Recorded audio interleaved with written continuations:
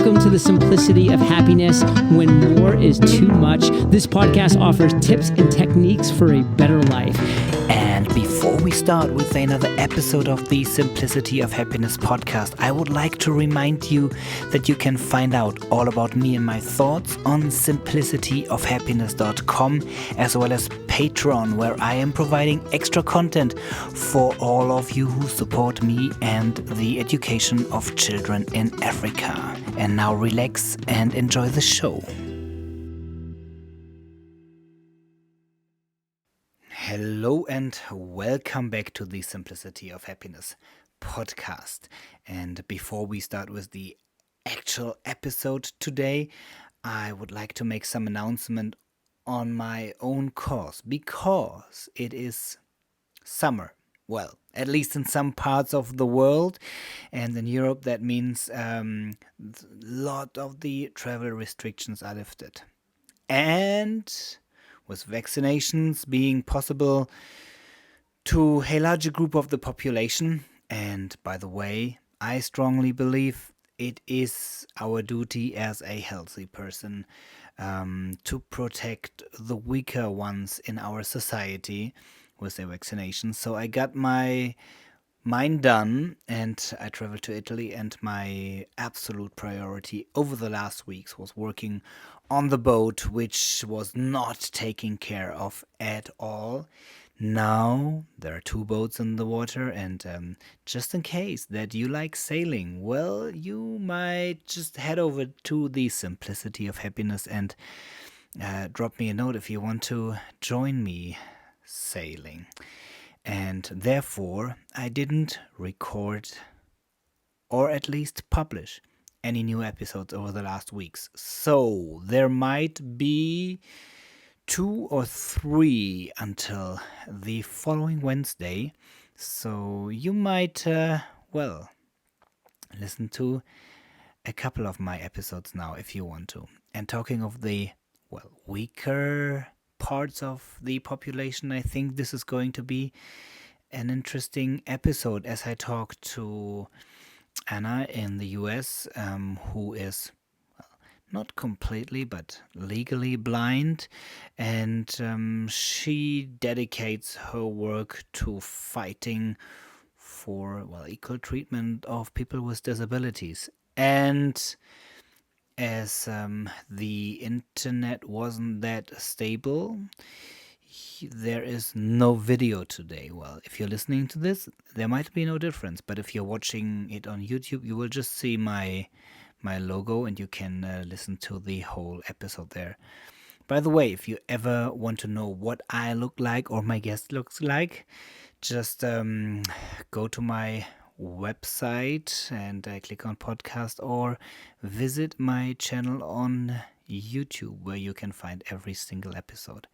But having talked enough about this right now, I'll let you sit back and enjoy the show. Well, hello and welcome back to another episode of the Simplicity of Happiness podcast.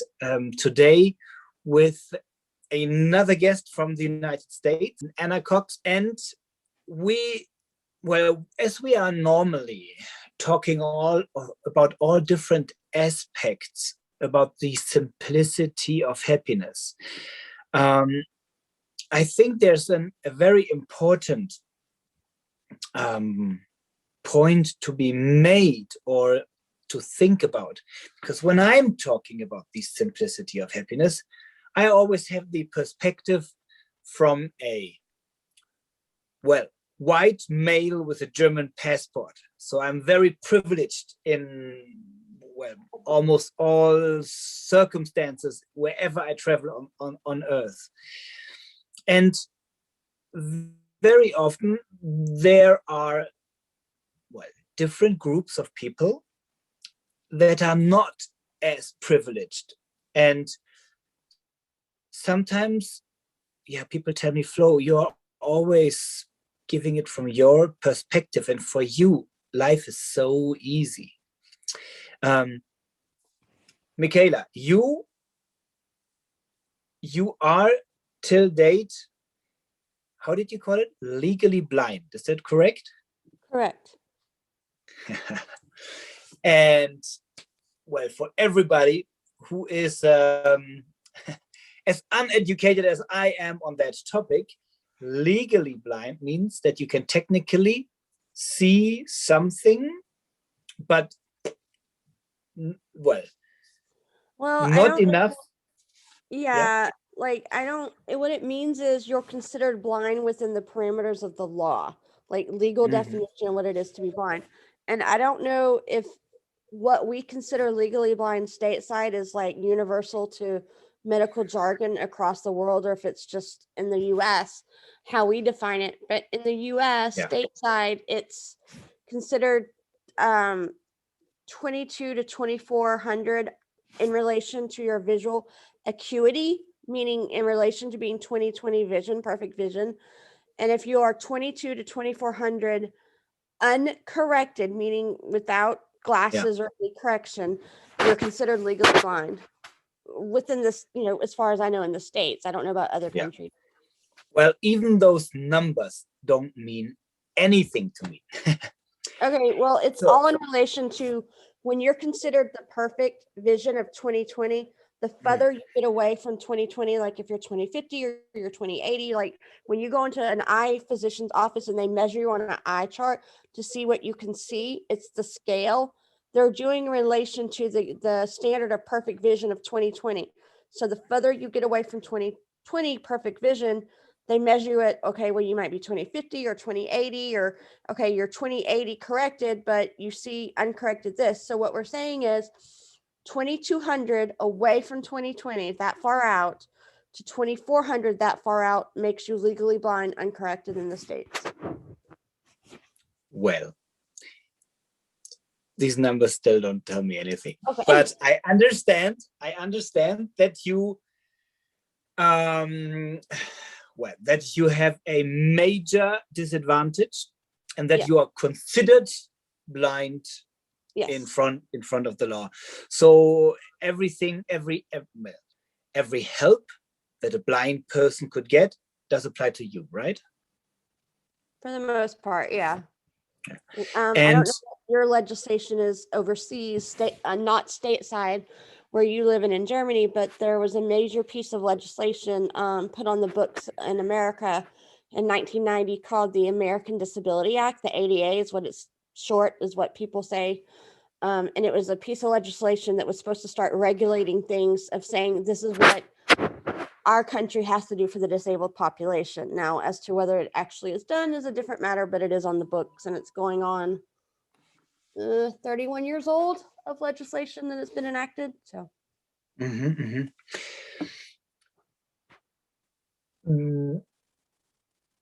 what I want to talk to you about is that when you went to school, school wasn't primarily made for you. No. That's an understatement. And yet you went to a normal public school, didn't you? I went to normal school, but mine was private Christian education for the most part, minus kindergarten, first grade, and fourth grade. But yeah, normal school, I was included. It wasn't like for special needs or anything. It was typical. Yeah. As we have a couple of German listeners, there is a discussion in Germany for the last years whether, let's call it, special needs schools shall be included in the normal schools, because what we did in Germany, I am living in Switzerland, I'm traveling most of the world, but still I remain German and I went to school in Germany. What we did in Germany is we thought that people with special needs need special schools. So we excluded them. And what happened is that if you went to a so-called normal school, you were never in touch with any people with any special needs. And some kind of expectation grew in those kids, like, hey, you have a disability, whatever it is, you don't belong here. go to your own school. And now they are talking about including. And well, what I want any individual to live the life they love, whatever it means. What is your idea? Having a special need and go and being included into a normal school, what is your idea about? What is the best chance for a person with a special need to be treated like a normal human being? Well, the idea of being included in and of itself is a whole other issue as far as how they're treated. And in America, there's been a pendulum swing through the decades as to where the education field and social policy stood on the issue. It's like they changed their mind. It's like one decade we're doing it one way, and then the next decade we're all the way over on this side of the pendulum. It's like there's no balance. It's like it's either one or the other. It can't be in the middle. And quite honestly, I think we would be served better if we looked at it as individual cases and made a decision based off of that specific child's case, because each case and within each individual disability are totally different from each other. I think it's hard to make a blanket across the board policy that applies to everybody, because not everything can apply to everybody. So let's start there. I don't like the way America handles that discussion in and of itself. For me personally, I don't think it works. But that aside, regardless of where they come down in the education field and policy decision, I think there's a lot of things that go into how an individual is treated. I think it has a lot to do with exactly the way they were raised, of how to view themselves, first of all, because a lot of times how we view ourselves is going to influence how we act and what we choose, and then how people perceive us. And then unfortunately, kids can be very nice or very cruel, and that has a lot to do with how they're raised as well, whether to be judgmental or be nice or be kind or be thoughtful or whatever. So the kids that are maybe being nicer to someone or cruel to someone has a lot to do with how they were raised and how they were treated to act. And so it's kind of a varied situation. A disabled child could be in one school and be treated kind of okay, but go to a totally different school and maybe not so kind, because you're dealing with people that come from different backgrounds and different understandings and different lessons. But I do think we do need to be educated and need to try and see that different people come from different walks of life and be open to things. So to make it personal, you said you don't like how America is treating this issue. And I'm quite sure you're not happy on how Germany or any European country is treating the issue in general. How do you want it to be treated? I think it needs to be when you're in a school and you're the administrator or the principal or the special ed teacher or the powers that be within the school setting that make these decisions. I don't think we need to address this one issue with, okay, this is what we're doing for everybody, because that doesn't work within disability. You need to take it case by case. So one child maybe would have the ability based off of their disability to be included, but then another child should maybe be included, but maybe take out for a couple hours to go get their needs addressed. There was this policy under the Bush administration, and Bush, the son, not senior, I get their initials mixed up, when he was in office from 2001 to 2008, and I believe it was Laura Bush that initiated it. I could be wrong on that. Check me on that. The first lady at the time, who did this No Child Left Behind stuff. And it was, I think, very well intended and purpose with good intentions to make sure everyone was being educated. But unfortunately, it's once again, a blanket policy that doesn't work for everybody. So, I mean, you're trying to include everybody, which is good, as they should be, but then you have these kids that honestly need their own set of circumstances to help them do well in education, and they can't follow along. So then you're either holding them back, or you're having them have issues while you're holding everything back. So you're creating this blanket policy that doesn't work for everybody, and it's still creating problems. So, a Well, lot of teacher friends didn't like that either. So, still, because it created problems for them as teachers. still coming back to my question. Yeah. How did I'm illustrating that to show that it can't be one answer for everybody. how A lot of variables in it. how would it work best for you? I was included and did fine because the only issue I had was my vision. I just needed a little extra help. Like I had to sit at the front. Excuse me. I had to sit at the front of the classroom so I could see the chalkboard more easier, or whatever visual aids the teacher might be using. Depending on what year we're talking about, I had different technical objects to help me, or different things to aid me. I always had extended time to do homework or test or whatever, stuff like that. And did you feel excluded from the group? Oh, I was excluded that- all the time from the group. Say that again. I was excluded all the time from the group. I always had social problems growing up. I didn't really find my niche socially until high school or college. So by now, you overcame, well, let's say a couple of struggles. And I don't want to go into these today because I'm much more interested on this. That's fine. What happened before, that what gave you that mindset to keep on fighting, to keep up the positive attitude? You said you had you felt excluded in the classes. You had social problems when you grew up. I was bullied a lot. What changed and what could have helped as a kid?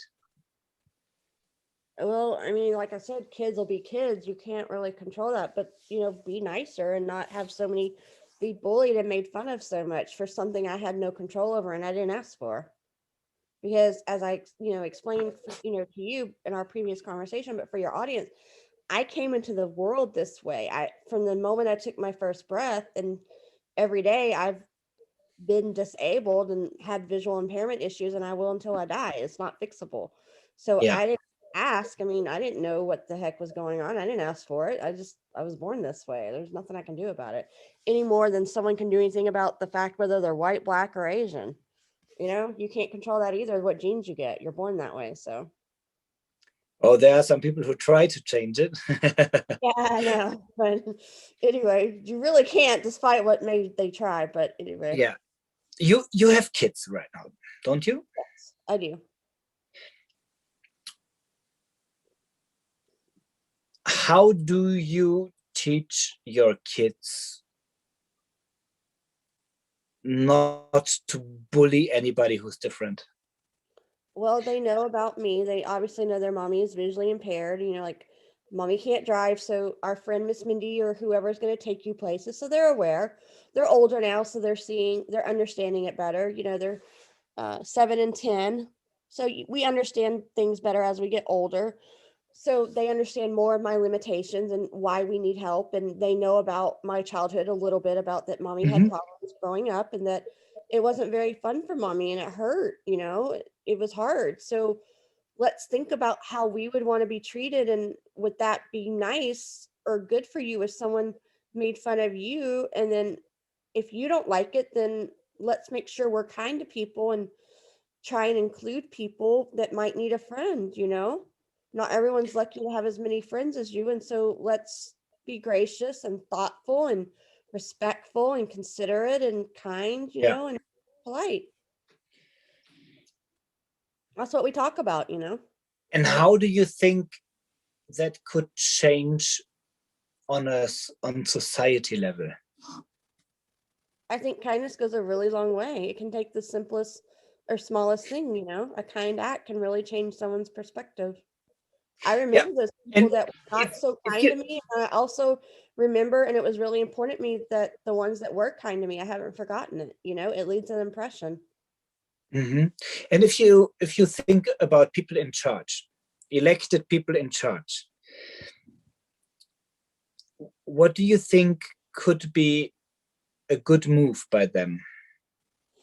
It was real interesting during the 2008 election stateside it was 2008, when when John McCain was the presidential Republican nominee and his running mate VP candidate was Sarah Palin. She has a disabled child, and that was the first time I can remember.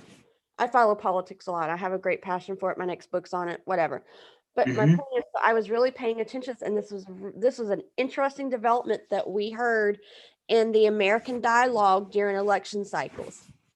Sarah Palin, because of her child's experience and her family background of having to be a parent of a disabled child, although I get the impression her child's disability was totally different from mine, which is fine, because like I said, there's a myriad of disabilities. But she was bringing front and center on the political stage during the debates and campaigning about what we need to do for the disabled population. And I can tell you this for a fact, in my recollection, that was the first time I ever heard mention on a public national TV, like the whole gamut, like bringing it to the national attention of the issues of the disabled population. And it's the last time we've heard about it either, too, by the way. I thought that was very interesting that she took the advantage of that opportunity of the stage she had and started trying to start a dialogue about it to correct and maybe improve the policies and the realities for that dynamic of the American public. So right now, you have a president who is talking about healing the country. What if you could give him advice on including everybody into a society as the whole? He doesn't want my opinions, I promise you, because we're on opposite sides, but that's another story. Yes, it is. So if you could, what would it be? Well, unfortunately, right now, there's bigger problems in America and in the world right now. But if we are going to go down that road, I would think we would need to address education policy and have that discussion within the education field and look at the current policy and see how we can improve it regarding to disabilities. I mean, I'm not in the field, so I don't know the ins and outs of it, but I do know that there needs to be improvements. And I honestly, aside from education, I think the ADA, as I mentioned, the American Disabilities Act of 1990, needs to be revisited and improved and maybe amended or adjusted or altered and fill in some of the gaps, because there's definitely gaps missing in that piece of legislation. Yeah, like what, for example? Okay, employment, that's a big gap. Yeah, imagine or become aware that like 99.999% of the people listening here, they don't deal with any disability issues in their lives, not even in their own life, but even at job. So what is something that could be done to improve it? It needs to be done, but I have thought about this a lot because I've faced in my own life as an adult a discrimination in the workforce, like when it comes to jobs and either being given opportunities to work, or once I got a job, I still faced issues on the job. And I can tell you, since I was 18 and I'm going to be 43 in November, so for the bulk of my life, I've had 2 really good jobs. That's it. Only 2. And almost 36 plus, I'm horrible at math. What? More than 2 years. Yeah, like more than 20, almost 30 years of my life. I've only had 2 really good jobs, okay? And that's a load of crap. Because if it wasn't for other circumstances that allowed me to survive, I wouldn't be able to live in this country, because I've only been given 2 jobs. And unfortunately, I can't get disability either, but that's another story. That's a fun story. So, okay, let's use... What could somebody like me change in my daily behavior? Daily behavior, because employers, Employers need to figure out a better way to give the disabled population a chance, but they're in a rough spot because they have to worry about their bottom line and protect their business. But then, oh, my cat's going crazy. Sorry.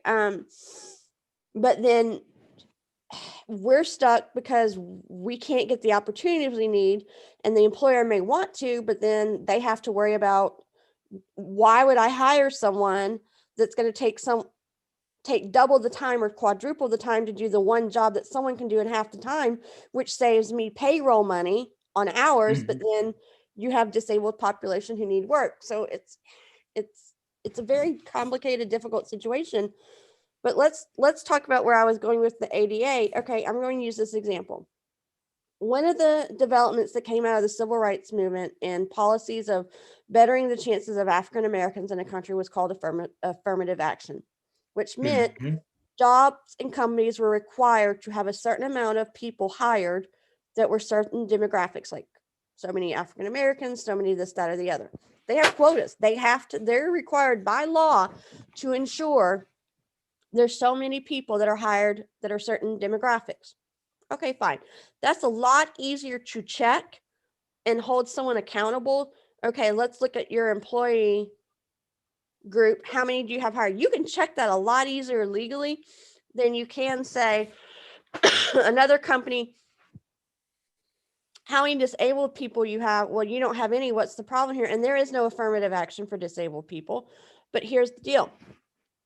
You can prove someone's not hiring you because of your race or your ethnicity. Good luck trying to prove a discrimination case when it comes to the disabled, because there's no way to track or make them hire a certain amount of quota.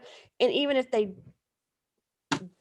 didn't hire, they're not going to tell you why they didn't hire someone. They're going to make up any BS reason they didn't hire them other than they're disabled, because as soon as they do, they're going to get sued. So even though everybody knows that's what's going on, there's no way to prove it. So you can't hold them accountable within what's required of the ADA, that piece of legislation I mentioned, and make a case for it. There's too many holes in the system. And the way to fix the holes would be? That is a good question. I've been playing with that idea in my head for years of what I could present to someone in powers that be. I don't know how you do it because it's such a different circumstance. I mean, because it's going to be a he said, she said thing as far as employee versus potential employer. Now, once you're on the job, you can prove the discrimination then. That's fine. I had a situation where I could have proved the discrimination once I was hired. But, excuse me, my throat is dry. That's different. You can prove it once you're on the job because you can document what's going on in the job. But the cases why you're not getting hired, that's a different ballgame. Does that make sense? It makes sense. It doesn't answer my question. I know. Because I'm looking for something that people who don't face that situation on a daily basis. And you mentioned already, well, African Americans, Asian people, whatsoever. I mean, let it be women. Yeah, exactly. Let it be women, let it be elderly people, let it be disabled people, let it be people of a different color, let it be people of a different religious view, let it be people of a different sexual orientation. Right. Whatever it is, we have it. To me, it seems as if we have a growing number of people who are pushed to the edges of our society. I don't disagree. You disagree? No, I'm saying I don't disagree. I'm agreeing with you. I see it too. And when we are talking about somebody somehow being disabled, there might even be an actual disadvantage for the employer. I mean, there's no disadvantage for you, depending on who your employees pray to. And there is no disadvantage for you based on who they go to bed with.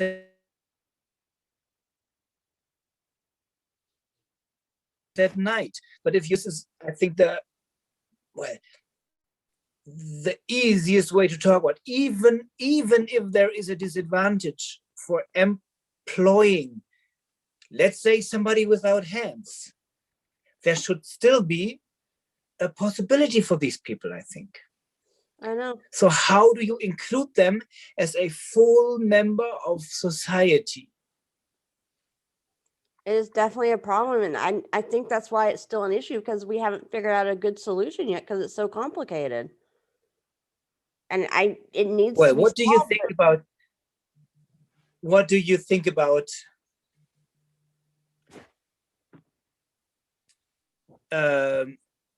nominate? I mean, what about electing disabled people to Congress? What It's about been done before. It's been done before. how many are there right now? Not a lot, but I know there's a few. I mean, Bob Dole, well, he's not completely disabled, but I think Bob Dole, there's some rule I heard. Well, I mean, let's not talk about all these mentally disabled people working for the grand old party, but I mean, really, right.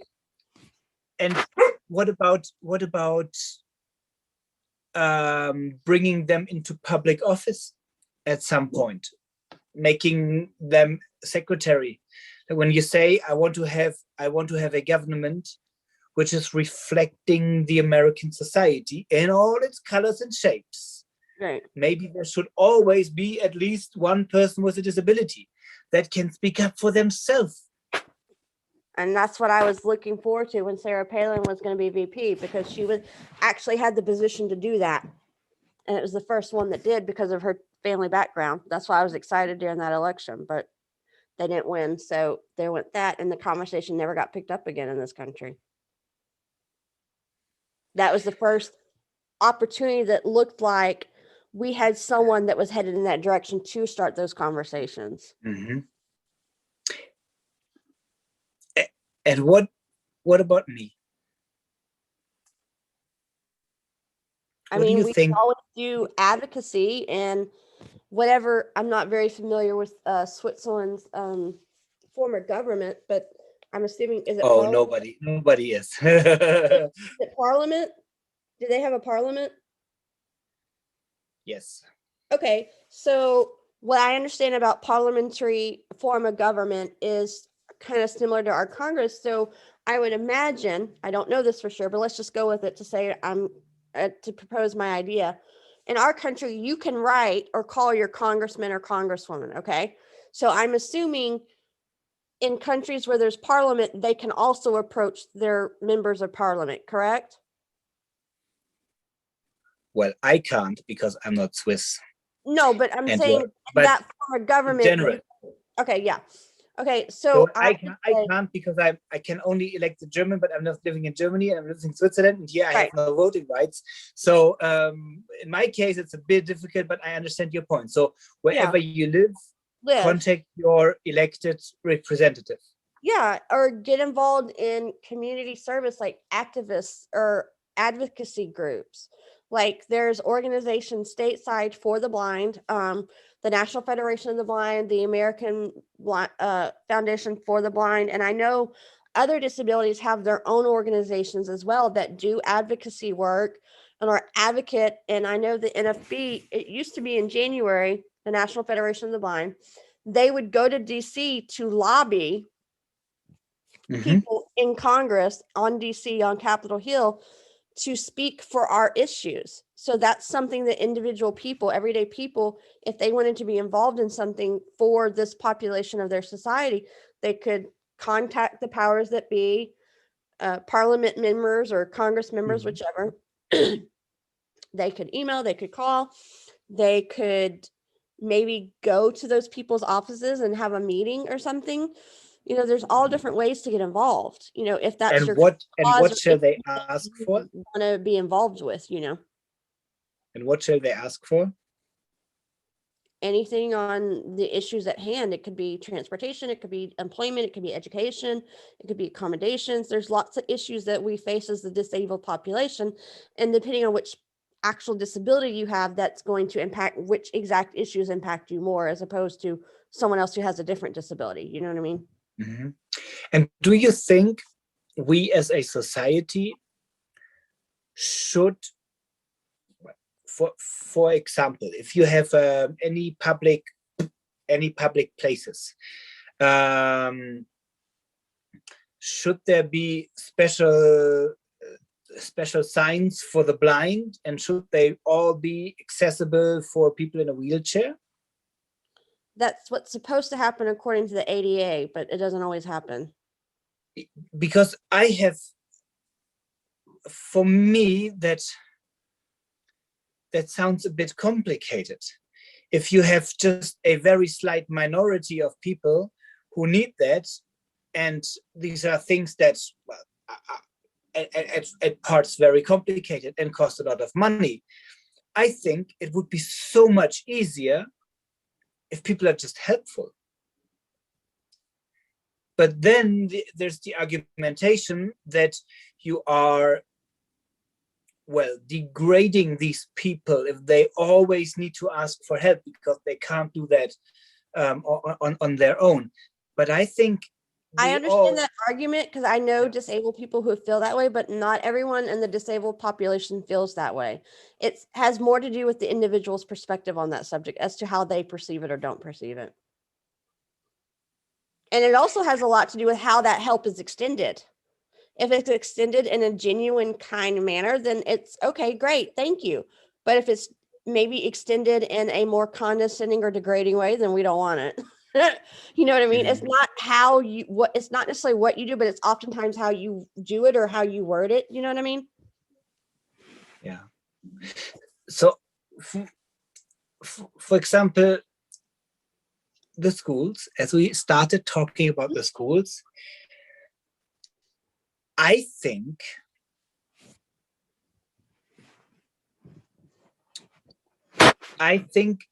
people with special needs should be included in public schools. And even if they have a very severe disability, then maybe the special needs school should be located at the same campus like the public school, so that these, well, different kind of children, or these children with different abilities and disabilities, that they actually see each other and that they see the reality of the other people, and then you could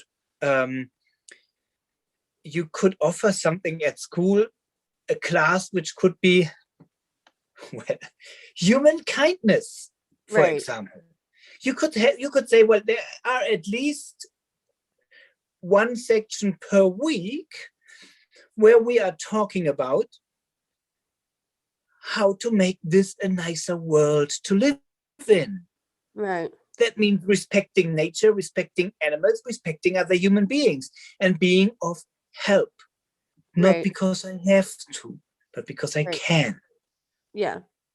So that is, for example, something where I think, well, just putting these people off, like, no, they don't belong to us. This is, you grow up, you never see a disabled person. All of a sudden, they show up, and then people are like, oh, what's this weirdo doing here? No, it's not a weirdo. He has been like this all his life, and it's a human being. Right.